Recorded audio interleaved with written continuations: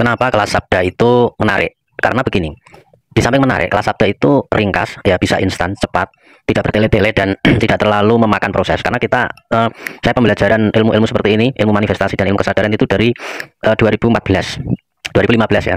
Di situ saya menggali ilmu-ilmu tersebut dan kemudian setiap saat itu saya koreksi, saya upgrade dan saya menemukan dari pribadi saya sendiri. Kemudian saya meringkas ya. Jalan-jalan yang terlalu panjang saya potong supaya saya bisa mengajarkan intinya, biar orang tidak terlalu lama berproses dan sebagainya. Nah, salah satu contoh bagaimana saya memotong proses itu sehingga bisa dipelajari langsung intinya dan langsung bisa dialami adalah ketika secara umum kita sebagai manusia disuruh untuk melawan nafsu. Ya, mungkin bahasanya ada yang tidak melawan tapi mengendalikan, seperti itu sama saja sebetulnya, hanya olah kata saja. Jadi otak-atik matuk saja sebetulnya. Nah, di kelas sabda itu tidak seperti itu. Kenapa? Karena saya melihat dan saya sudah mengalami sendiri sejak kecil. Saya melawan nafsu, saya mencoba untuk mengendalikan nafsu itu nggak bisa. Bukan nggak bisa, sangat sulit. Saya tidak ngomong tentang teori ya, saya ngomong tentang praktek. Cobalah Anda renungkan sendiri. Apakah Anda berhasil ketika melawan nafsu?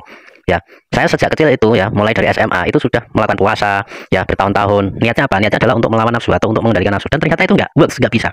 Tapi kemudian saya menemukan sesuatu yang sangat unik dan ternyata yang saya temukan ini adalah sesuatu yang bertolak belakang, bahwa nafsu itu tidak untuk dikendalikan atau tidak untuk dilawan.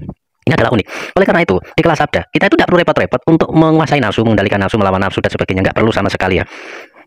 Tapi ada cara lain, ya cara yang mungkin tidak umum, cara yang mungkin banyak tidak diketahui orang. Dan cara itu bahkan sangat mudah, bahkan terlalu mudah menurut saya. Ya, nafsu itu tidak perlu diapa-apakan dan itu akan menjadi sesuatu yang istilahnya menjadi sesuatu yang tidak merusak sebetulnya, tidak perlu dilawan. Seperti itu. Itulah uniknya kelas sabda ya. Jadi kita tidak perlu repot-repot bertengkar dengan nafsu, melawan pikiran kita, melawan diri kita. Tidak perlu sebenarnya. Kita hanya ya tidak melakukan apa-apa ya, tidak melakukan apa-apa. Tidak ada ritual, tidak ada meditasi, tidak ada zikir, tidak ada prosesi yang rumit, tidak ada. Kita akan langsung paham dengan metode-metode yang sangat memotong di kelas sabda tersebut dan menemukan sebuah pengalaman dan sebuah hasil yang sama dengan orang yang melawan hawa nafsu begitu.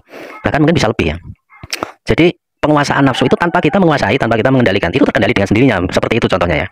Jadi sudut pandangnya itu sudah sangat bertolak belakang. Oleh karena itu, kelas sabda ini menjadi sesuatu yang mudah untuk Anda yang mungkin sudah berjuang melawan nafsu gitu loh. Nah, kelas sabda ini kan mempelajari dua hal ya, kesadaran murni atau ketuhanan. Yang kedua adalah manifestasi atau ilmu mewujudkan segala keinginan Anda seperti itu. Dan dua hal ini itu saya sudah meramu bertahun-tahun, itu nggak ketemu. Saya sudah lama ingin menyatukan kedua ilmu ini. Tapi saya selalu gagal, dulunya selalu gagal. Ketika saya fokus di kesadaran murni kosong, ketuhanan, tidak ada manifestasi di situ. Bahkan tidak boleh memanifestasi. Ya, seperti itu karena ketika kita memanifestasi sebetulnya kita sedang mengecilkan atau menciutkan kesadaran. Jadi kayak bertolak belakang ya, kayak paradoks begitu. Tapi saya tidak menyerah ya. Saya tidak menyerah, saya terus berjuang, saya terus mencari, akhirnya saya menemukan sebuah formula, sebuah metode di mana keduanya itu bisa disatukan. Yin dan yang, ibaratnya seperti itu, bisa dikawinkan. Bahwa ilmu kesadaran itu bisa menyatu dengan ilmu manifestasi. Ini adalah sesuatu yang mungkin unik dan langka ya. Karena ketika ibaratnya begini, dunia dan akhirat kok bisa disatukan kan? Nggak mungkin gitu kan. Tapi ternyata bisa menyatu. Ya, ternyata ada seperti itu. Jadi kemudian setelah itu menyatu, maka manifestasi dan kesadaran itu bisa menjadi satu kesatuan yang utuh. Ketika Anda memanifestasikan atau mewujudkan keinginan Anda, di sisi lain Anda sedang mengalami yang disebut dengan kesadaran atau keilahian seperti itu. Jadi tidak bertentangan satu sama lainnya. Pada umumnya kan kalau orang bermeditasi atau kesadaran murni itu cenderung dia itu anti dengan manifestasi. Dan orang yang memanifestasi itu biasanya juga cenderung menolak ataupun menghindari kesadaran seperti itu.